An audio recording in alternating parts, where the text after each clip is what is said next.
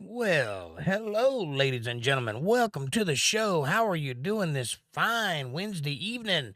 I am Jake Johnson, and this is Untethered Live, ChillStream on a Wednesday night. How are you doing? How's the world out there?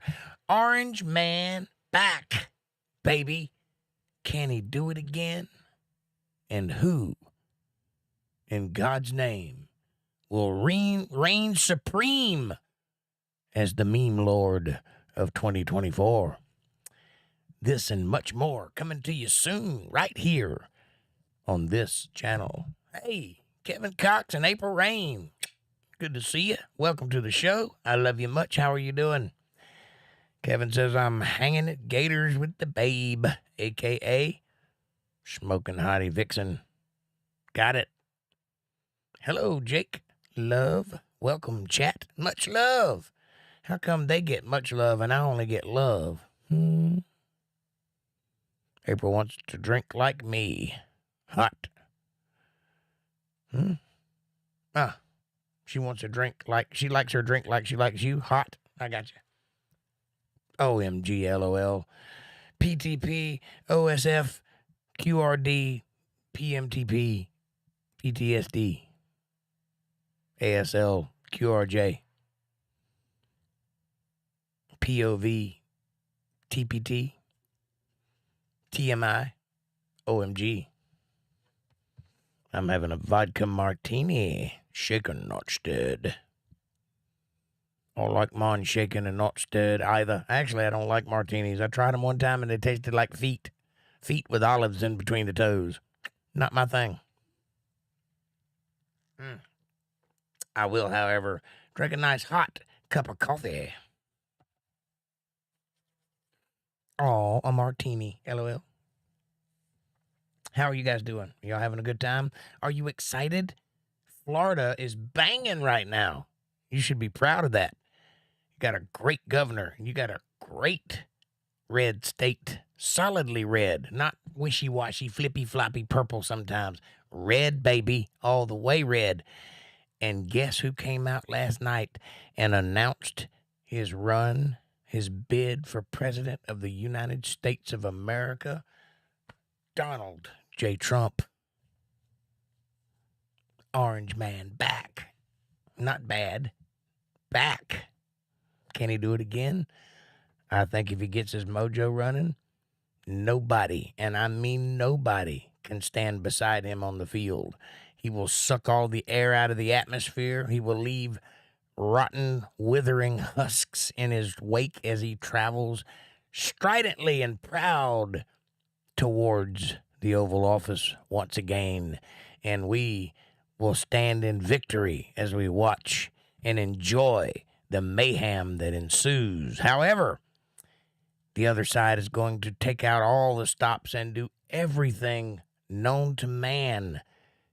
Honest and dishonest, true and false, good and bad, up and down, left and right, back and forth, in and out, to stop him.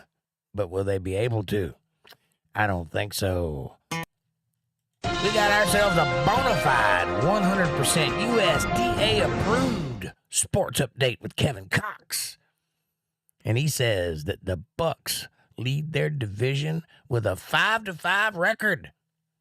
The Finns lead their division at 7-3, and the Jags is still last in their division. Go Florida teams, baby. Yeah, but most especially, go Dogs. How about that? I'm excited. I'm happy. I watched it last night. I thought about playing it for you guys, but I figured everybody saw it. It was the president's on every channel. That would have been the case if we still had 3 channels, but He was on a few of them in YouTube and all the other streams. I did find it interesting that halfway through his speech, as he stood there announcing his bid for the candidacy of president, halfway through, all of the other news networks cut him off, including Fox, halfway through, and started doing commentary over his speech, as if to say, we don't want to let him keep talking or everybody will believe what he's saying. I found that odd. Only a couple of places online played this speech in its entirety, and I was lucky enough to be on one, so I didn't get interrupted. But I found that weird. Why would you take a man who was the 45th president of the United States and running a second time? This is history in the making, folks. This hasn't happened in our lifetimes. This hasn't happened in several lifetimes that a man runs twice and could possibly take it. And they cut him off halfway through because they don't like him? Something's odd. Something is afoot in the world of the internet. But I will tell you this. It won't last forever because we've already heard all this garbage before. We don't need to hear it again. So they can just shut the hell up and enjoy the ride or hate the ride. But for God's sakes, report the news and quit interjecting your opinions. Nobody wants to hear that. That's the reason we are divided as a country, because of your opinions. Fake news. Fake news. Anyway. Stop giving your opinion. Start telling the news. If it's newsworthy, report on it. If it's not, don't. And see how much better we get along as a country. What say you fine folks?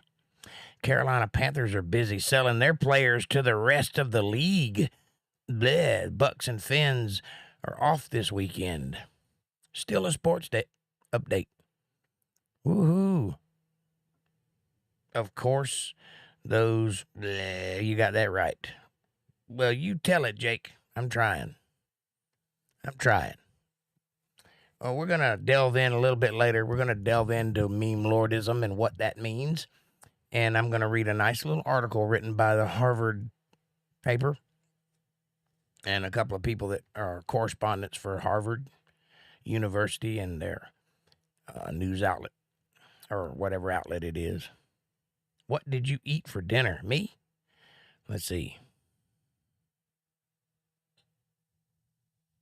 Nothing. I had one of those French bread pizza things. It's about this big.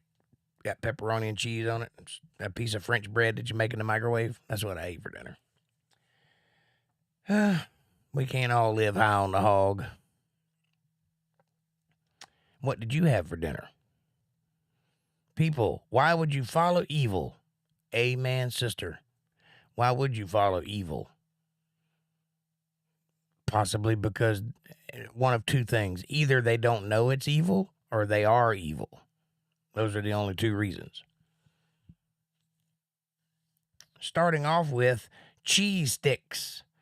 Then a sweet Thai chili chicken wrap with tater tots. Redneck food, baby. That sounds delicious. I wish I had some tater tots. Now you got me wanting tater tots. I can taste the salt. Sounds good. Those are good. They sound good. Tater tots. I want some tater tots, yeah. Look, the election has been all over the place. They have called Arizona for Katie Hobbs. However, they're still counting. I don't understand why they can call an election while they're still counting. And clearly there's going to be a recount. And clearly she's going to file lawsuits and all that other stuff. Carrie Lake is. Because clearly they tied. If you go look, they are less than 18,000 votes apart. They're less than a point away from each other. That's a tie in everybody's book except for theirs. They are tied. Pretty much. I can't see how, one or two votes one way or the other. It's so close that there's no way you could call that fair. At the very least, they need to have a recount. At least one. I'm not suggesting they drag it out and, go all over the news trashing each other and all that stuff. Just recount the vote and make sure you got it right, because clearly it's too close to call. But they called it, and I think that was premature. That's my opinion, by the way. I'm not giving political advice. So YouTube, relax, calm down, get your ire down, call off the algorithm. We're just talking here. We're just talking here. Don't mean nothing by it. Anyway, who be the third person? Unveil yourself, masked stranger. Yeah, there are 3 people here, aren't there? Hello, third person. Welcome to the show. We're just talking here. It's probably YouTube watching me. We got my eye on you, boy. We're going to strike you down.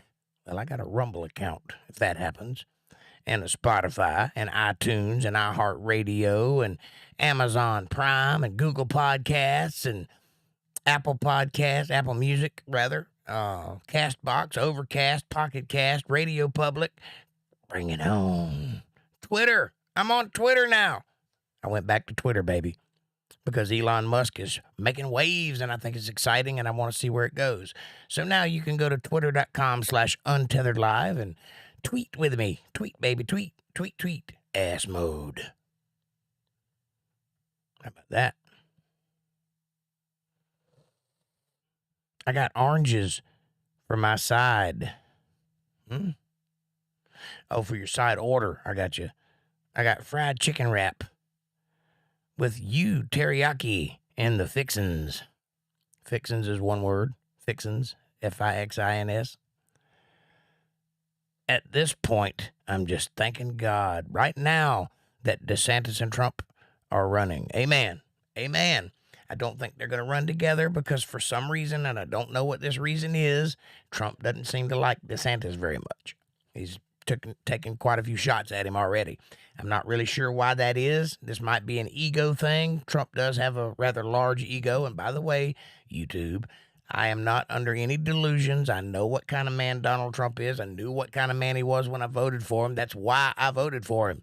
That being said, this may be an ego thing, and he may see DeSantis as his opposition or his competition. Or it may be a 4D chess thing, because if you think about it, if Trump shoots down DeSantis and the media is going to turn on Trump and all of their energy is going to go towards him, meanwhile, DeSantis is just smoozing right on through because all the attention is on Donald Trump.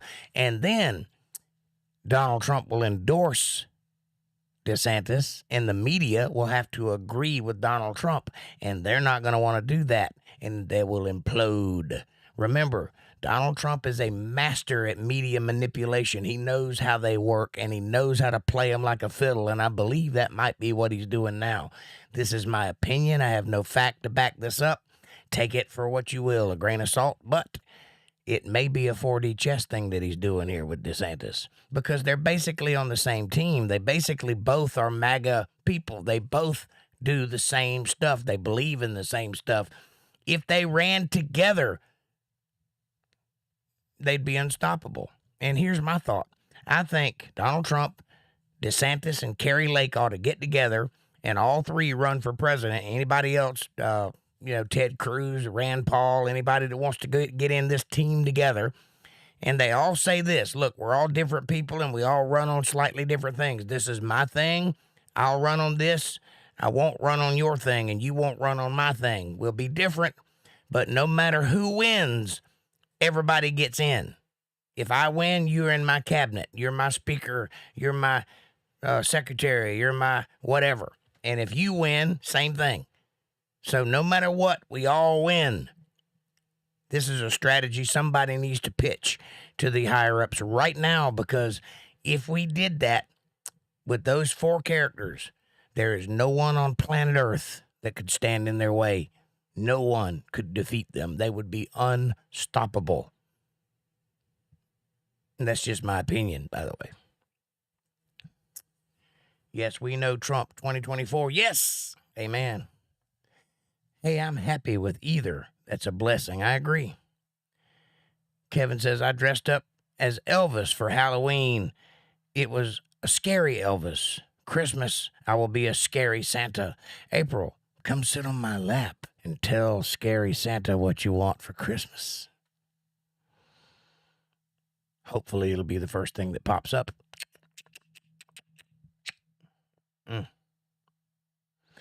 Now you got me wanting tater tots.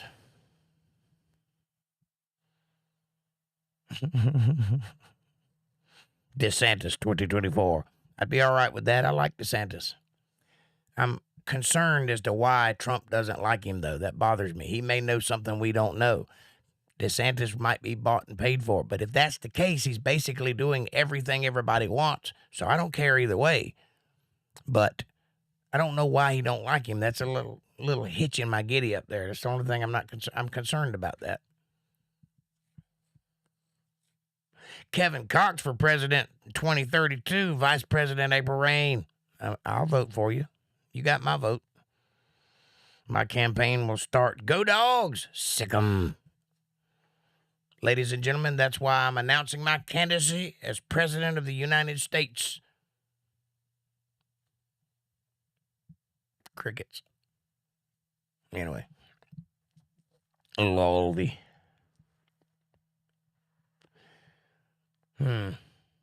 So, what do you guys think? Do you think we're going to have a media blitzkrieg in the next 2 years? Do you think the whole thing is going to implode and we're going to get struck down by nuclear weapons from Russia?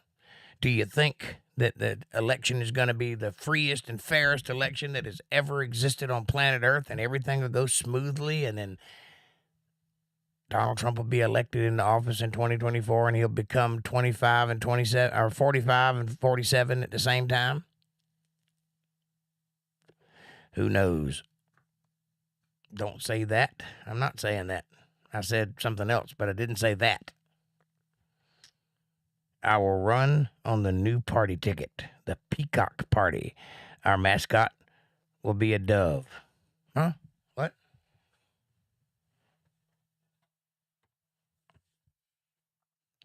Anyway, all these options are viable options.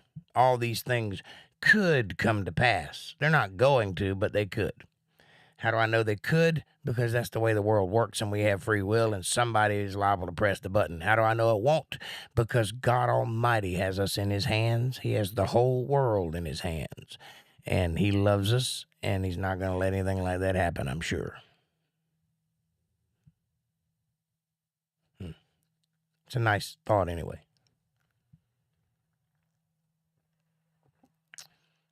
You say things that's putting it out there. Shut up.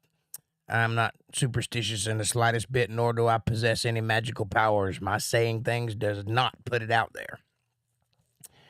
I didn't put it out there anyway. It's been out there for quite a while. I'm not the one talking about it. I'm just commenting on it. But I understand where you're coming from. But I'm not shutting up ever for nobody, for any reason. It's not in my nature. I don't have an off button. Now, there are 4 people. Who are you, masked strangers? They're just people sitting back, anonymously enjoying the show. They're so struck by the awesomeness of Untethered Live that they can barely bring themselves to speak. Or, they might hate me and they're just plotting to get revenge on every word I say. Who knows? They could be anybody. Whoever it is, it's kind of interesting to know you're being looked at, but you don't know who's watching. I've been watching you.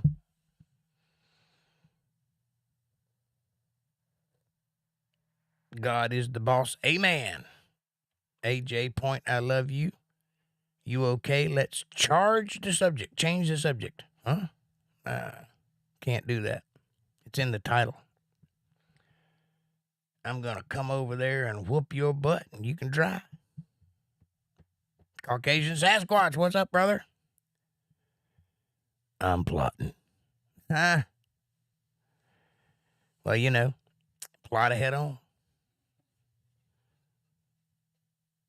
I'm a dotted line. You can plot all over me. Now there's 5 watchers in the background, sneaking around, hiding behind the bushes. All right. Let's talk about memes, shall we? What is a meme? That's very simple. A meme, hold on. A meme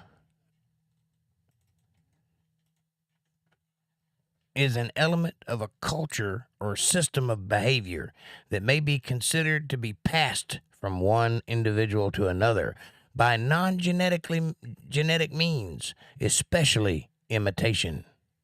That sentence made no sense at all. Of course, it's not genetic. It's a thought, not an object. Anyway, it's a humorous image, video, or piece of text, etc., that is copied, often with slight variations, and spread rapidly by internet users. Not always. I've seen memes go around on CDs and in books, by the way.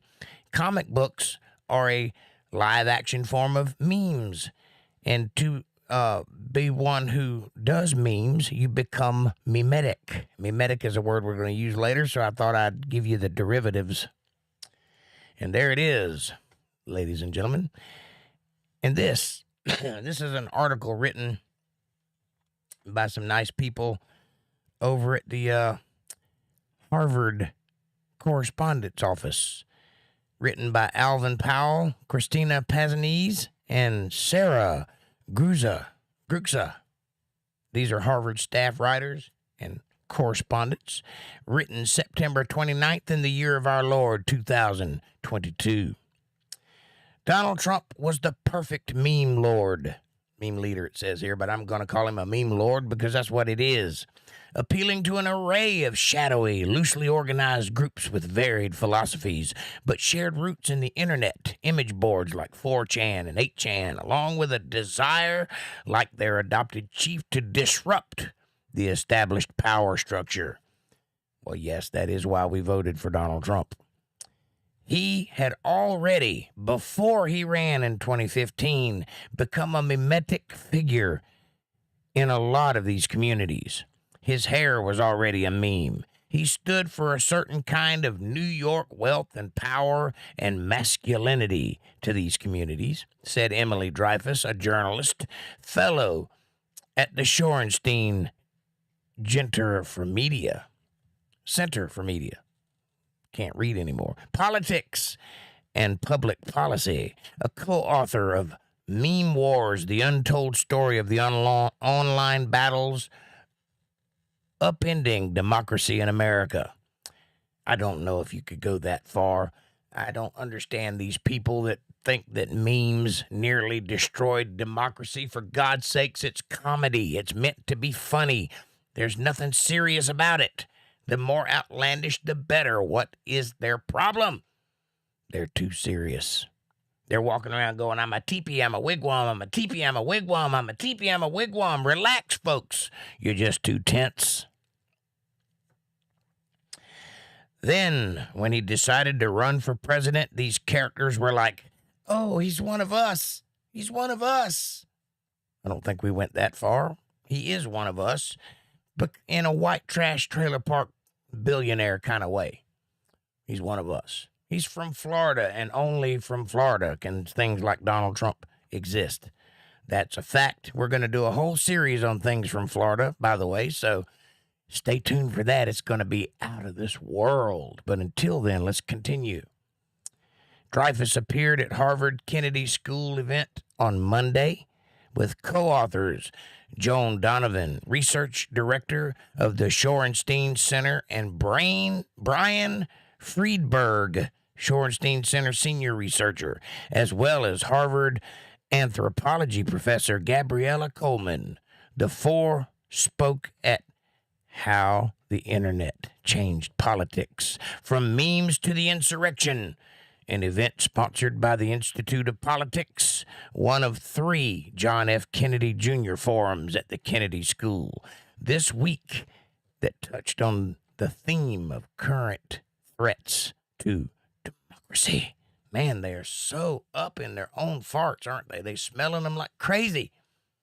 They actually think that it's that dramatic, that somebody could put out a picture on the internet that someone else laughs at and thereby topple America. Come on, people.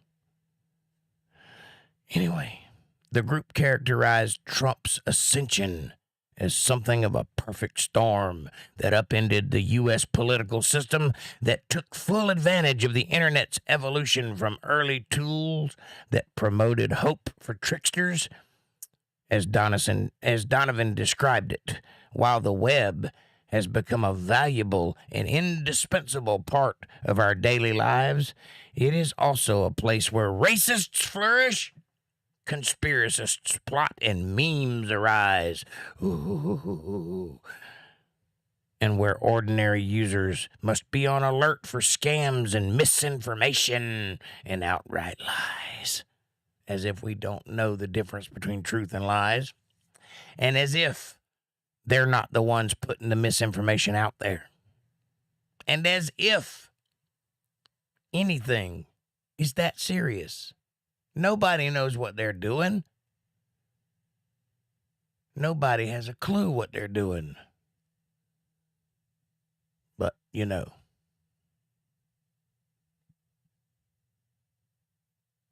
It's just the way of the world. Listen, Donald Trump does not understand memes. He understands media. And for them to suggest that he used the internet as a meme factory to topple America's democracy is retarded.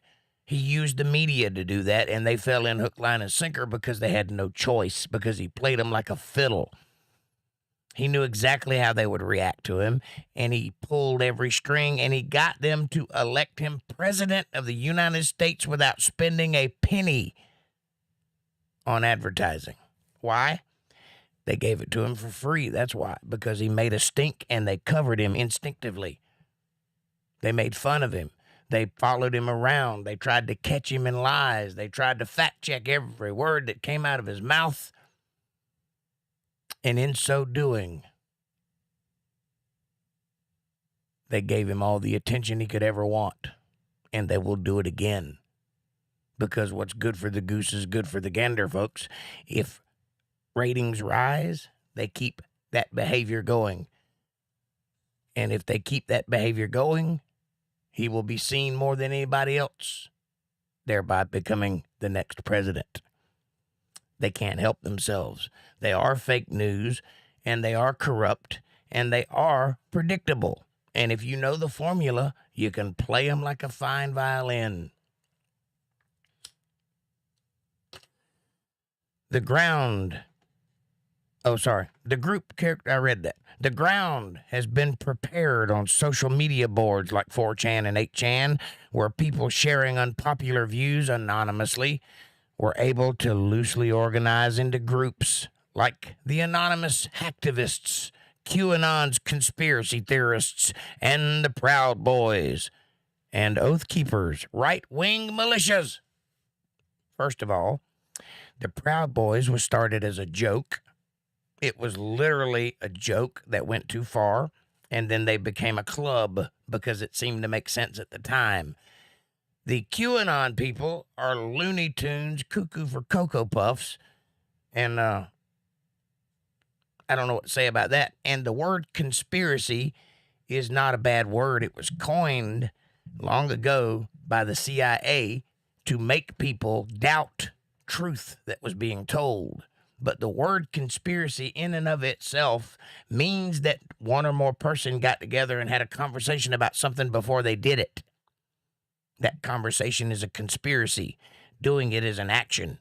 See how that works? There are conspiracies everywhere, and most of them are real.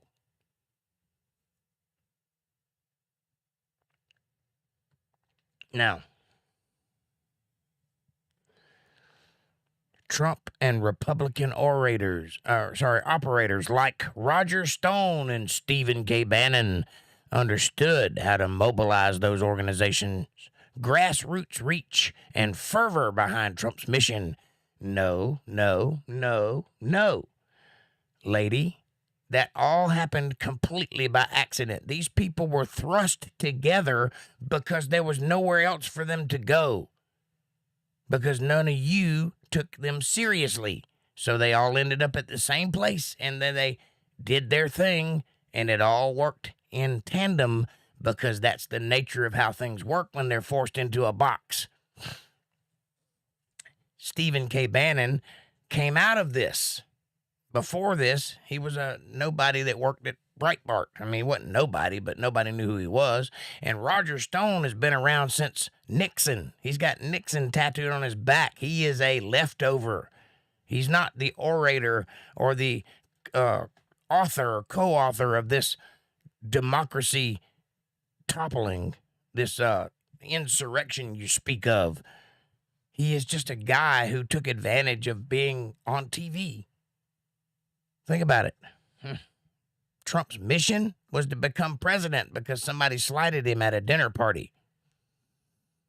And he achieved his mission. And he'll do it again. The roots of mobilization efforts, such as Stop the Steal, can be traced in part, oddly enough, to the rise in 2011 of the more progressive equality movement, Occupy Wall Street. According to Donovan and Friedberg, though right-wing activists disagree with the movement's politics, they appreciated the way Occupy Wall Street made use of snappy memes distributed over the internet and social media, as well as traditional media, to mobilize people into action. At the very best, a meme will make somebody chuckle audibly. A meme is not going to mobilize people into action. It's a picture with text under it. That's it. Today, it is Democrats who are struggling to mimic Republican success. Yeah, because you have outlawed funny. Because you've taken the light and humor out of everything and been so anal retentive and so serious about everything, calling people names, and ists and phobes and all those other names that you throw out there, that you're not funny anymore. You've lost funny. And so Democrats can't meme. They can't take light of their own selves. The whole reason memes are funny is because most of them are making fun of one's own self in some fashion, or one's own situation to make it feel better as it goes down. You understand? That's what a meme is. That's its purpose. So the left cannot meme.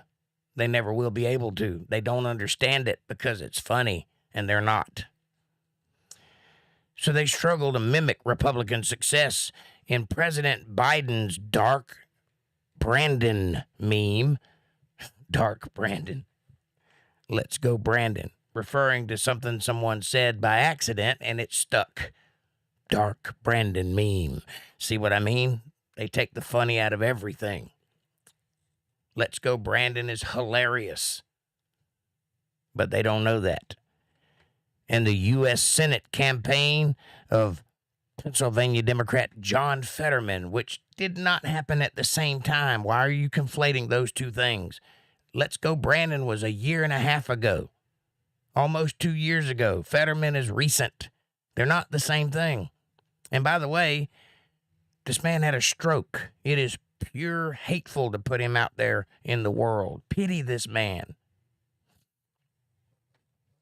who has deployed memes against Republican Mehmet Oz for, among other things, his rival's longtime residency and identification with neighboring New Jersey. No, they tried to use memes to win the election, but they were unsuccessful using memes. They did win the election, but they were unsuccessful with memes because they're not funny.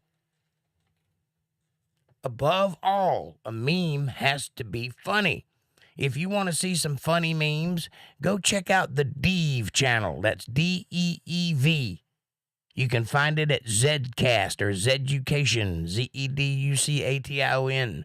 Those guys are hilarious. I watch them every day. Zeducation. The Deev channel. Donovan said it is important for society to grapple with how much incitement, like that which led to the riots, we should allow how we ensure that all parts of society have access to these technologies, and whether platforms like Facebook should be, effectively, the ones charged with policing national information security. Listen, a meme is not high technology. It's a picture with text under the bottom, usually a funny picture, usually altered in some way to make it funnier. Like 4 pictures, 3 of a blonde and 1 of Joe Biden. And say, the text will say something like, wheels on a shopping cart be like 1, 2, 3. One of these is not like the others. That's the meme. It's funny. They use it for all kinds of things, but that's one example. Anyway, it's not high technology. It's not what caused the riot in Washington. And it certainly is not inciting people to grapple with how serious they should take the world.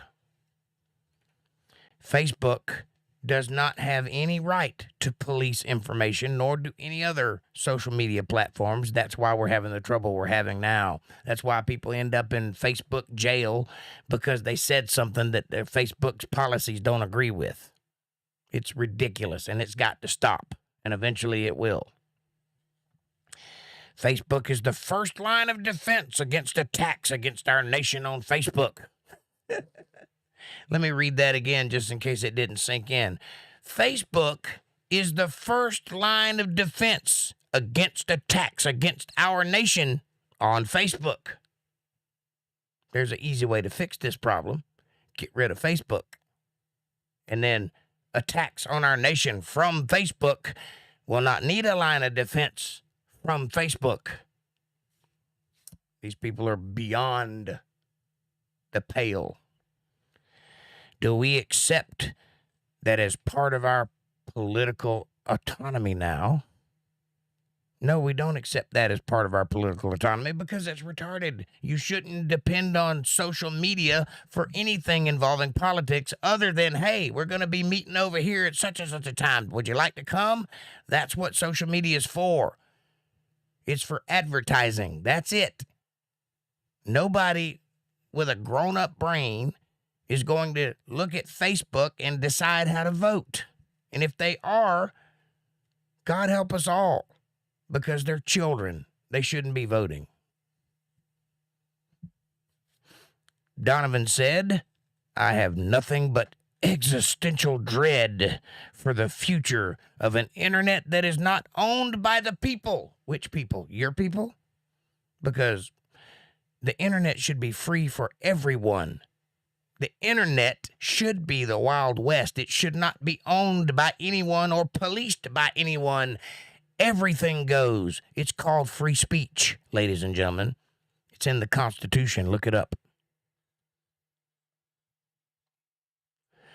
The internet has become a powerful tool to exploit various schisms in American culture and politics to various ends. One of the deepest and perhaps the most long-standing involves race. Now we're getting out of the territory of what I wanted to talk about, which were memes. So I'm going to end this little foray now because it gets sillier and it gets wronger. And you know where it goes from there. So, let's get back to the podcast, shall we? Let me go scroll up and see what all I missed.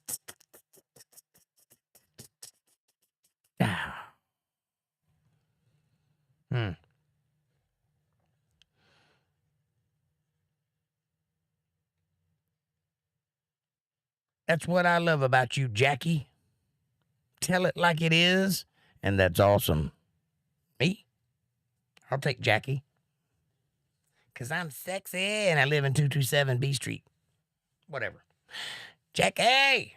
That's a deep cut. What up, Sasquatch? You, Kevin. I'm sitting here not talking. Why not? Talk away. What are you plotting, Caucasian? Metastasis info on YouTube. Metastasis? Interesting. Metastasis into YouTube. Maybe that's into and not info.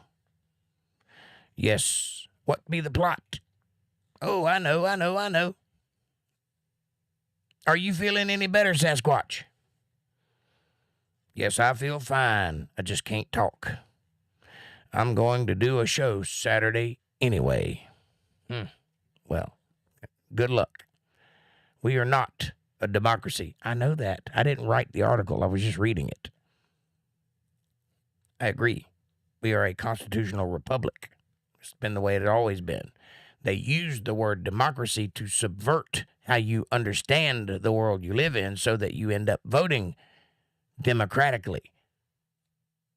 But when you grow up, when you stop living on somebody else's dime and start taking care of yourself, you very quickly realize that we live in a constitutional republic, and a meritocracy is what works, not anything else. Meritocracy. You must be good at it to get paid for it. And if you don't pay your bills, they shut off your electricity. Period. There goes democracy out the window when that is the case. Are you talking? Are you taking any medicine or gargling with warm salt water or have any halls?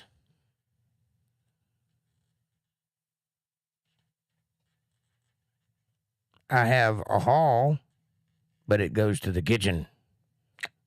Now, see, that's a audible meme right there. If you were to make a picture out of that, that's the kind of thing we're talking about. And they think it toppled the country. That's why you can't see Pepe the Frog anymore. Because they think Pepe the Frog or Kyrgyzstan had some power. Power over political people. This is the world we live in. Clown world, ladies and gentlemen. Clown world. Lozenges, I meant. Not your hallway. Hall's cough drops. I think he got it. He was being sarcastic, which is the point of tonight's episode. Sarcasm in spades. Nah, I'm using a hot sauce and crab boil. Crab boil? I see what you did there. Crab oil. Crab oil. Craboil. He's a curmudgeonly type.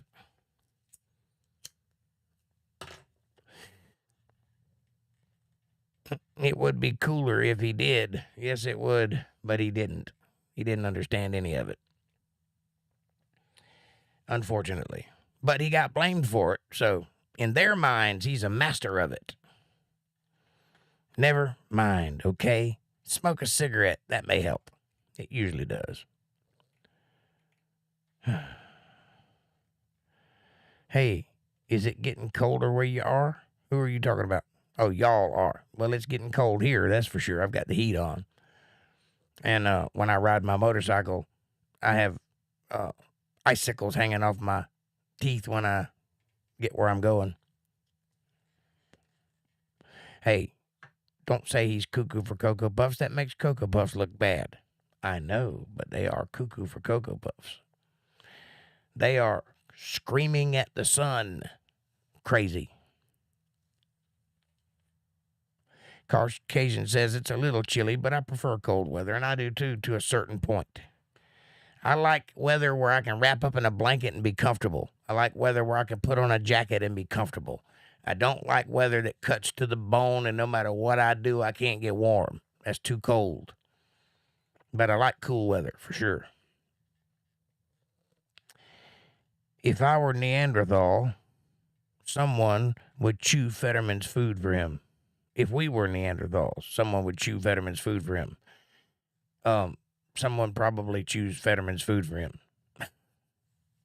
Because I don't think he knows what to do with it.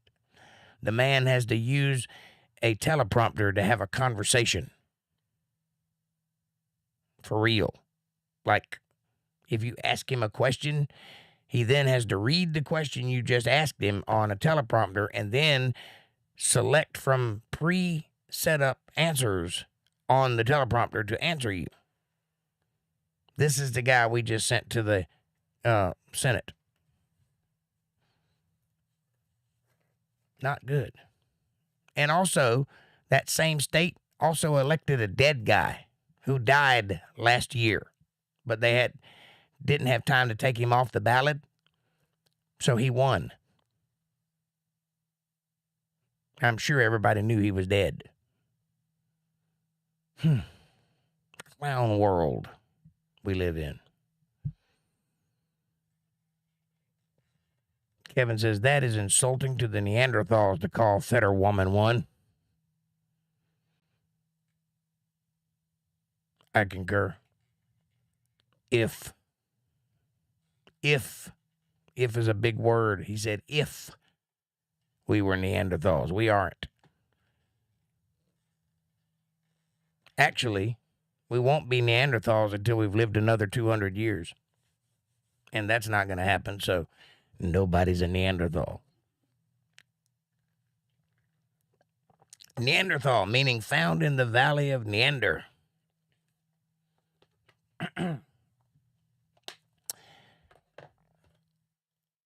I'm saying he should be in recovery unit doing rehab and not running for public office. I agree wholeheartedly.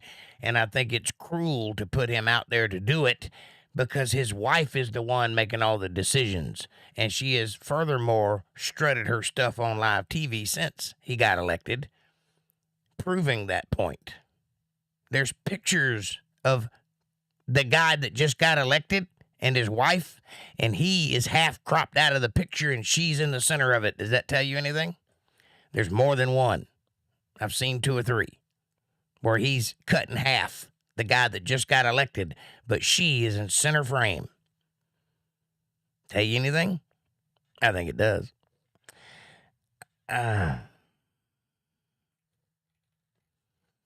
We will allow free speech at $5 a person per month.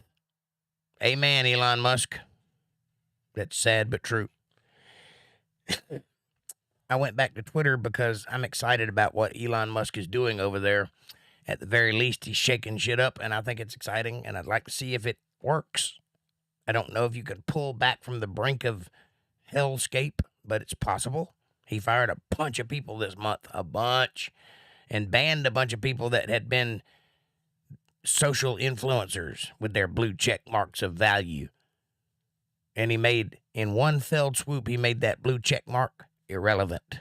And I thought that was brilliant because so many people use that check mark to validate themselves and feel important and be able to tell you how to think. Not anymore. Doesn't mean anything anymore. Now you can buy it for $8. Doesn't mean nothing. I love it. So I went back and re-upped my Twitter subscription and, let's see where it goes. I'll use it for a little while. If it does any good, I'll keep doing it. If I can get any reach out of it, that'll be a good thing. And if I can't, I'll just let it fall back by the wayside. It ain't done me no good so far. So, I'm not a big Twitter user, but maybe I'll try to follow some high-profile people and see if I can't get some tweets out there recognized or noticed. I'll keep tweeting Elon Musk and see if he'll reply. And if he replies, then I can say I had a conversation with Elon Musk, which will automatically increase my value as a public influencer. Ha-ha! Smart guy. Yes. Everybody having fun so far? Did you like the article? Did you find it informative? Because I did. Memes are the way of the future. Spread the memes at all costs. I don't care if you lose your job. I don't care if you get kicked out on the streets. I don't care what happens. Keep spreading memes. Get put in Facebook jail. You'll get out eventually. Start another account, for God's sakes. Spread the memes because memes are funny. And in a world gone crazy, we need all the funny we can get. Everybody be sure to hit that like button and subscribe. Much love, everybody.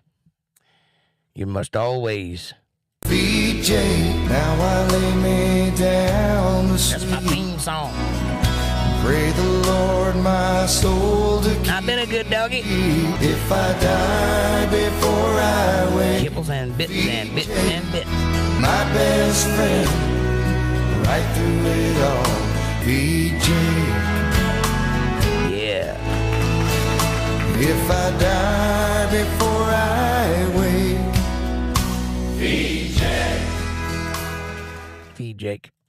It has become a lawfare economy, a welfare economy, a low-fare economy, and awful economy. Lawfare? Did you get my message earlier, Jake? Earlier today? I don't think so. I got one last night. Didn't I respond to it? I meant to. Thought I did. Pretty sure I did.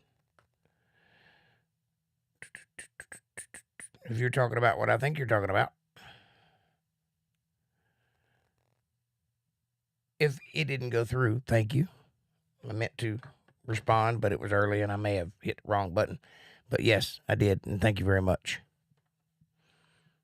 That got the phone bill paid. I appreciate that. Thank you, and thank you, and thank you.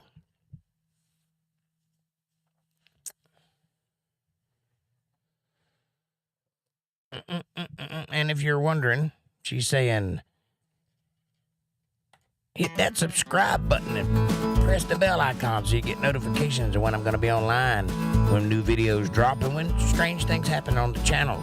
Smash that like button. It's free, it's effortless, it's right in front of you, and it takes no effort at all, and it really does help the channel with the algorithm. It helps us get recommended to other people. Share this video with people you love.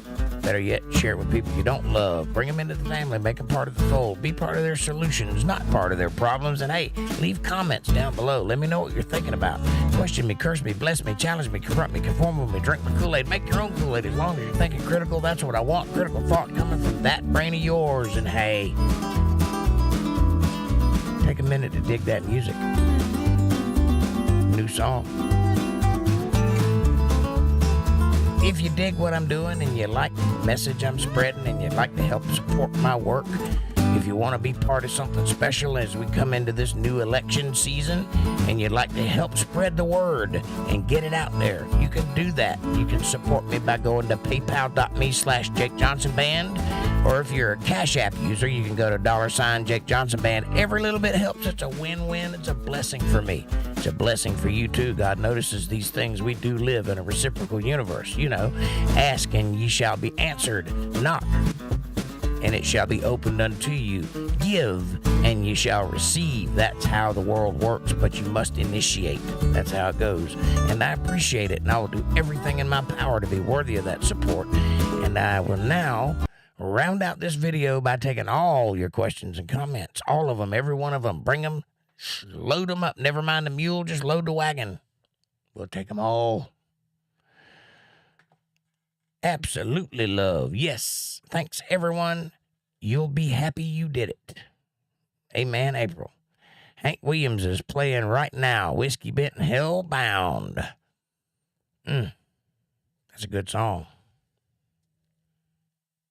I was talking about the music that was playing behind my voice, though. That's a new song. Brand new to the podcast. Little country twang.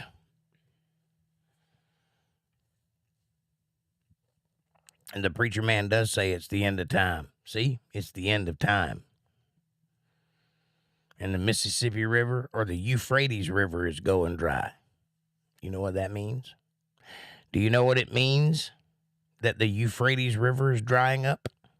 Well, let me tell you.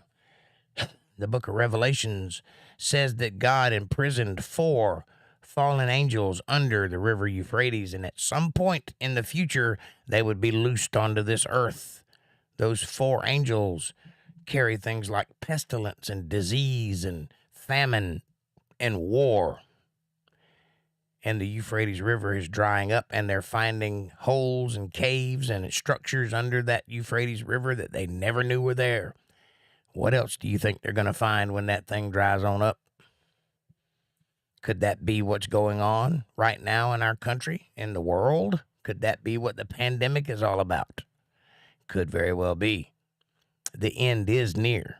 It ain't right now, but it's very near. A whole lot nearer than it was when the book was written. It's being diverted to Syrian plains, or one of them. Well, if you go do a little research, you'll find out that the Euphrates River, the Euphrates, the big one, has been going dry for quite some time. It's just now getting to the point where it's noticeably low. Like in some places, it's not even running. It's just like puddles in some places. It's bad. And they may be diverting some of the water, but they probably need to because it ain't flowing anymore. I'd have a look at a map. Who, me? I have a look at a map quite often. That's where I got the information from.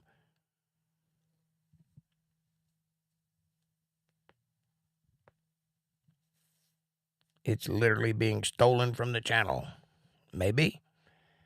That does not take away from the point I was making, but it may very well be being stolen. A lot of the water from the Great Lakes are being stolen by China and also the Hershey's factory. I have a question.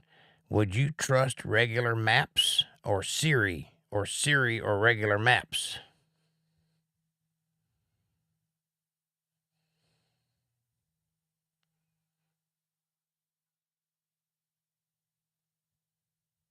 Great Lakes, yes. I would trust Siri about as far as I could throw it. And a regular map is a whole lot more reliable, but still was made by a person. Now, the new maps were made by machines that take surveys. People write down the information, and then it is generated by computer. The older maps were done in person by going there and drawing out the landscape and taking measurements by the stars. So the older maps, I think, are more reliable than the newer ones. But all the maps are called Mercator maps. That's what they draw from the Mercator map, and it is vastly incorrect. It's more easily put on a square piece of paper, but it is not to scale as far as the world is. All one needs to do is take a look at the continent of Africa and the continent of South America on a Mercator map, and you'll see what I'm talking about if you've ever been there. GPS is done by triangulation, which means two sources meet the point where your machine is, your GPS, and then they triangulate based on altitude and several other factors, and they come up with a approximation as to where you are within about 3 feet. So GPS is fairly accurate.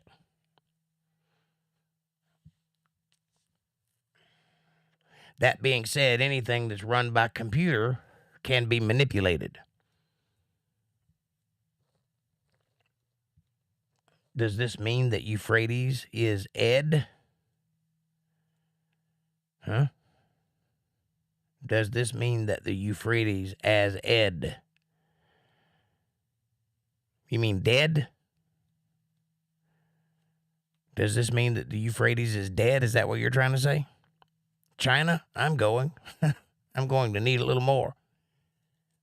I don't have more. I'm just telling you, they take water from that place without paying for it all the time. And they actually did a documentary about it not too long ago about the Hershey's factory taking water from the Great Lakes, and the people that live there aren't able to drink the water because they're taking it all, keeping the water too low and dirtied it up and all that good stuff.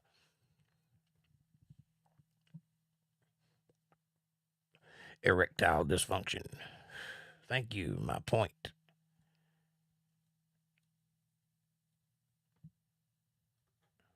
Meaning that computers can be manipulated. Yes, they can be. Oh, Euphrates. Does that mean that the Euphrates has erectile dysfunction? Good. It's got some kind of dysfunction, for sure, because it's going dry.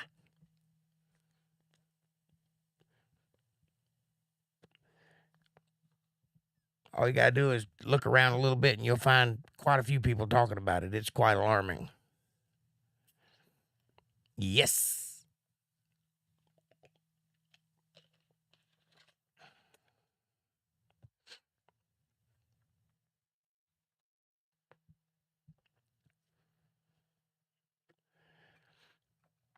But I firmly believe that some of those things mentioned in Revelations has already occurred, and some of them are yet to occur, but they're going to. OMG, no, don't do that. Don't do what?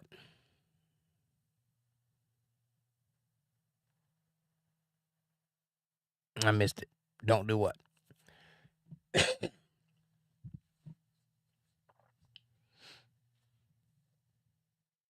Personally, when talking about maps, though, I like to look at the maps that were copies of maps that were copied from maps that were in the Library of Alexandria. Some of those maps are pretty exciting. One of them has Antarctica on it, and it's bigger than it currently is, which it would have been at that time. And all of the land masses that are under the ice are present on the map, which means they had to have been there in order to see where all the inlets are and all that sort of thing. Now it's all covered with an ice cap, and you can't see those inlets. The only way we know about it is by ground-penetrating radar. But the fact that 1,500 years before it was discovered, there's a map with it on it, should tell you that the current model of what we think we understand is incorrect. And I always think that's funny. The Perry's Reese, yes. Yeah, I don't remember them all by name, but I've studied them at various points for various reasons. I just think it's exciting that the information on some of them and the people that made that map, the ones that we know about, that made those maps, they declared that they copied it from maps that they saw in Alexandria. And those maps, of course, no longer exist. They all burned up in the library burning. But the thought of what might have been in that building is kept me awake many, many nights, because it's fascinating to think of what they may have known at that time. Because Graham Hancock and the other feller that he's with, I can't think of his name right now, came up with a very interesting statement the other day on Joe Rogan's podcast. And he said that all these archaeologists are out there and they can't find any evidence of tools or technology, yet clearly there was technology in use in those days. But the reason they can't find anything is because they're looking for the wrong technology. They're looking for technology that we would create, like saws and hammers and, nails and computers and things like that. Our technology. But there is in existence a realm of technology that we don't use. See, when we started developing in this country, we went with coal power and electricity, and all of our technology is based on those two powers, electricity and coal, or steam, or whatever. But there are countless types of technology that we don't use, like electromagnetics, like quantum physics. Sound as a technology is quite fascinating. Even God spoke the universe into existence, meaning he used sound to create everything, a vibration. And we don't use that kind of technology today. So the reason we can't find tools that the ancient people used is because we're looking in the wrong place. We're looking for the wrong tools. We're not looking for the right ones, so we miss them. We don't see it. That's the assertion that Graham Hancock made, and I thought was quite brilliant. Anyway, if you haven't done so, he's got a new show on, I believe it's Discovery Channel or History Channel, one of those channels, called Ancient Apocalypse. If you get a chance to watch that show, I think you'll enjoy it. And definitely go check out Joe Rogan's podcast with Graham Hancock and something Carlson. I can't think of his name. Carlson something or other. Randall Carlson, that's his name. Graham Hancock, Randall Carlson. Check them out on Joe Rogan. I may do a deep dive into their thinking because they're not exactly correct, but they got a lot of things right, and they're looking in the right direction, and that's more than any other archaeologist is doing on Earth right now. They're actually looking into the flood, Noah's flood, only they don't know it's Noah's flood. They think it was a group of asteroids hitting the Earth or comets or whatever. That's not right, but it's close. something like that did occur during the flood. So the more they look, the more evidence they uncover, and the more mainstream science is forced up against a wall with this knowledge and this information and these evidences that they have to look at some point. It's a paradigm shift. I really believe it, that we're in the process of shifting our way of thinking, but the old guard has to go out before the new guard can take over. So that's going to be a process. But it's just fascinating to know that they're doing that kind of thinking now, that they're actually looking into the evidence that's right in front of our faces that nobody ever talked about before. Like the entirety of the Midwest. If you go out there and look at the land masses, look at the way that the terrain is, look at the water damage that has been done out there, you can't see it as any other thing than a flood did it. They have sand dunes out there that are miles long. Like if you go to a beach and you see the way the dirt looks because of the waves, that, but on a giant scale. Or like at the bottom of a lake, how the dirt kind of ripples because of the bottom of the lake. That, but on a giant scale. That only water that would be over the mountaintops could produce. It's everywhere. It's on every continent. It's all over the earth. And nobody talks about it because it doesn't fit the narrative. The narrative of mainstream science, which is drastically askewed away from the existence of God. That's why science is going in the direction it goes, because in the 1800s, they all got together in Cambridge, had a meeting of how to get rid of God out of academia, because they just couldn't bear the thought of it. And you can find evidence of that meeting. It's all over the place. Quite a few notable people were there, including the people that Charles Darwin studied under. I can't remember his name, Huxley something or other. I'm not really good with names, but you get the point. Anyway, it happened. It's there. There's evidence of it. You can read the minutes if you can find them. And they talk about getting rid of God. And that's what they systematically set out to do, and that's what they did. And now there's no God in academia anywhere, and it's all wrong. All of it. All the sciences. That's when science stopped being science and started being science. You know what I mean? It quit being a field of study and started being a religion in those days. And now it's a downright cult. And if you don't fit the narrative, you don't work. There was a woman who was doing a dig looking for something completely different than what she found. She found it by accident, and she found dinosaur bones. And those dinosaur bones had red blood cells that were still malleable in them. Now, obviously, she did not want to find that. So she went and checked it 17 times. She went over it and checked it again 17 times, trying to disprove what she knew to be true, what was right in front of her face. She found a young dinosaur bone that was not millions of years old because it still had some of the tissue, and it was still flexible. It was still malleable. It still had red blood cells in it, for God's sakes. Couldn't be more than 1,000 years old.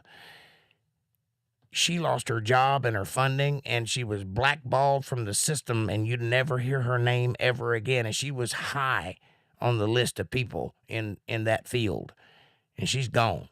And likewise, several other people that have done similar things have disappeared, because if you don't fit the narrative, you don't teach. And that's just the way the world is that we live in. For example, the guys in Arizona that stumbled upon Lovelock Cave, and they found giant bones, men that stood 12 to 15 feet tall with red hair still attached, and they found duck decoys. You know, you put a duck out, a fake duck, and the real ducks will come, and you kill the ducks and get dinner. That were huge, like a big person made them. And they called the Smithsonian, because that's what you do when you make a discovery. They called the Smithsonian. The Smithsonian came down and said, "Oh, this is great. We've got proof of giants in America. We'll get right on it." And they loaded the bones up into the van, and they drove off, and no one's ever heard of those bones ever again. Nobody knows where they are. Nobody admits to have ever gone down there to talk to them about bones. Nobody admits to ever seeing any bones. They're gone. They just cease to exist. That's the world we live in. Now, you can find the newspaper articles. If you go back and look at the microfilm in the library, you can find news articles about this meeting and about this event. It did take place. They did. There may even be pictures of it. I don't know. But there are no bones. They disappeared. Likewise, in Texas, Luxembourg, Luxon something or other in Texas, Biloxi. No, that's Mississippi. Something with an X in it. They had a flood, and during the flood, a piece of the sandstone broke off of the road there, where they were doing some construction on the highway, and they ran into some bedrock, so they had to stop. Well, that sandstone broke and flipped over and was carried away, and underneath it was a new set of sandstone from much older time. And in that sandstone were footprints of man footprints and dinosaur footprints walking side by side, like the man was toting the dinosaur on a leash, is what it looked like. I don't know what it was, but that's what it looked like. Likewise, they called the Smithsonian to come down and verify what they had found. The guy came down. He did the whole interview with his back to the footprints. He wouldn't even look at it. He wouldn't even acknowledge that they were there. Called the man a liar. Said he was wasting taxpayer money and wasting the time of a valued institute like the Smithsonian, and commenced to shutting off the interview. Later that night, the man was in his motel room. He walked out to smoke a cigarette, and he heard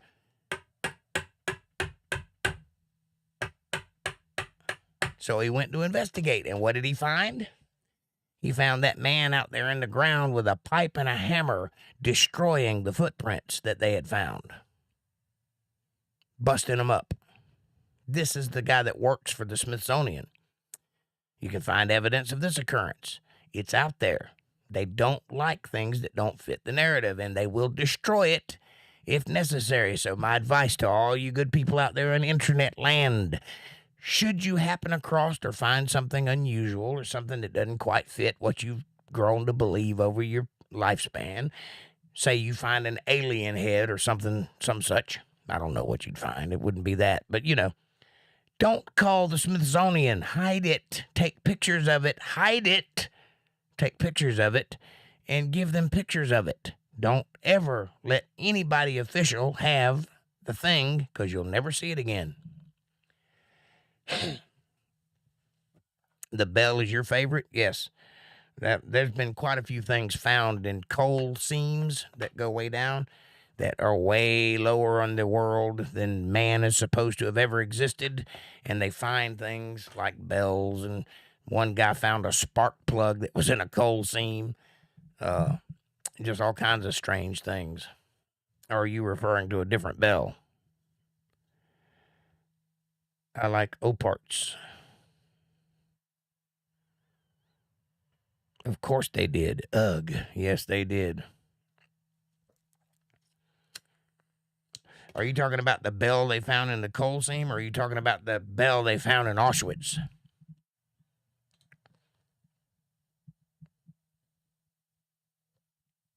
Out of place artifacts. Yeah. Yeah, there are all kinds of those things. Little trinkets and little things that should not be where they are, where they find them. They shouldn't exist because men shouldn't know how to make those things at that period in time.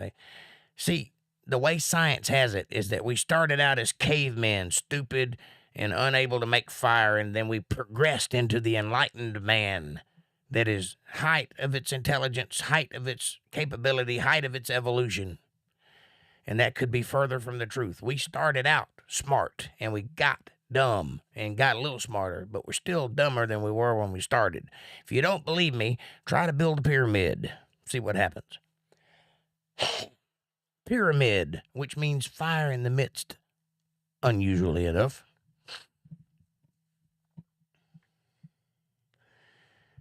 The one from the well, I think in Michigan. Yeah, it seems like I remember something like that. I've seen several different things they found, but I understand what you're talking about. And there are plenty of those things out there. Leviathan. Kevin Cox is talking about Leviathan.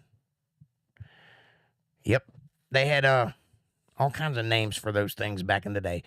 Dinosaur, which means terrible lizard, was coined in the 1800s, 1809, I think, somewhere in that area, by a guy who stumbled upon some bones and didn't know what to call them. Now, that's quite an apropos name, and it's fine. You can call them dinosaurs if you want. But in the old days, they called them dragons and Leviathan and Wyvern and several other names that they've come up with.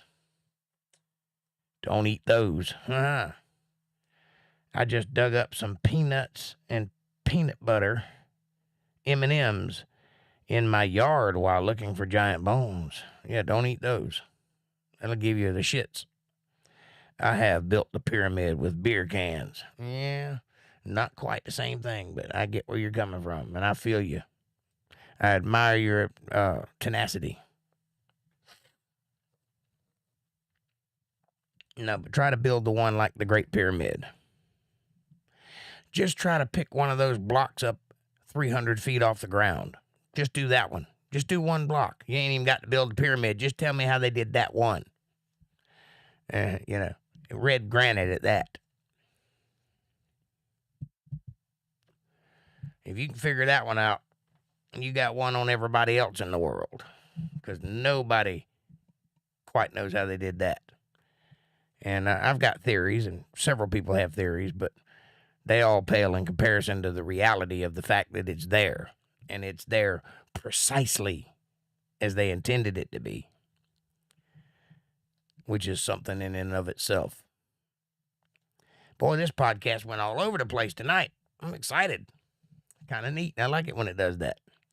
Maybe we'll get 40 views tonight as opposed to the usual 25 to 30. I think it's been a rather interesting conversation. What say you? You guys had a good time? I've had a good time. We're getting close to the top of the hour and the necessity to pee. So,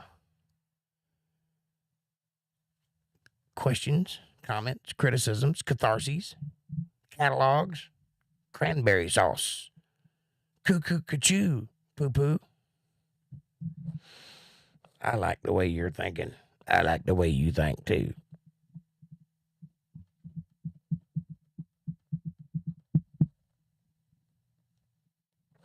I have rare moments of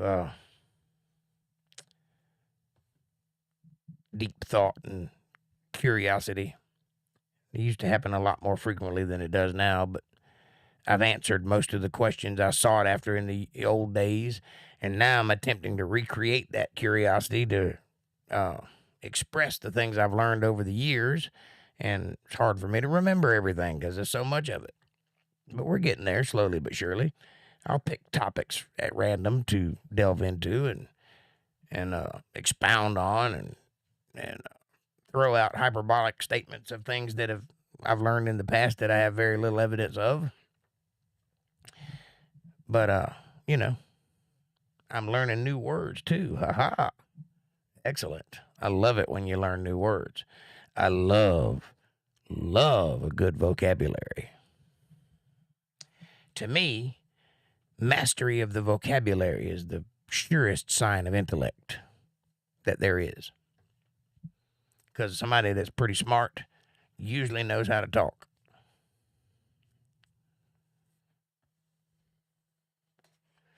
I don't trust people that can't talk.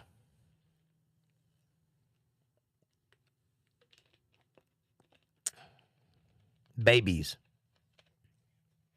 Crooked as $3 bill. Can't trust them. They'll stab you in the back every time. Never listen to a baby.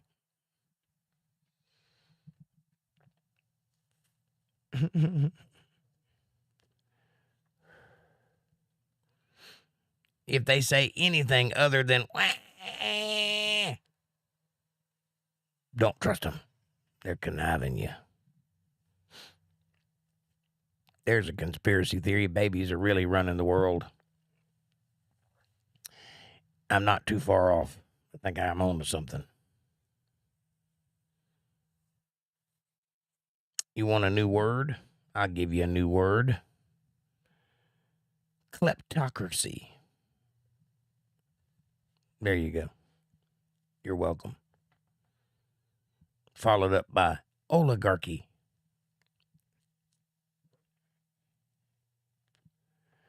Existential.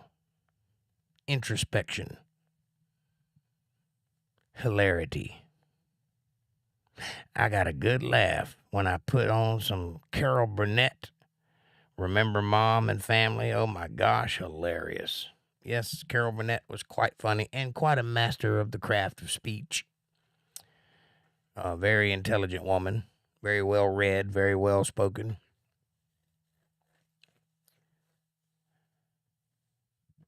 Night, day, your turn.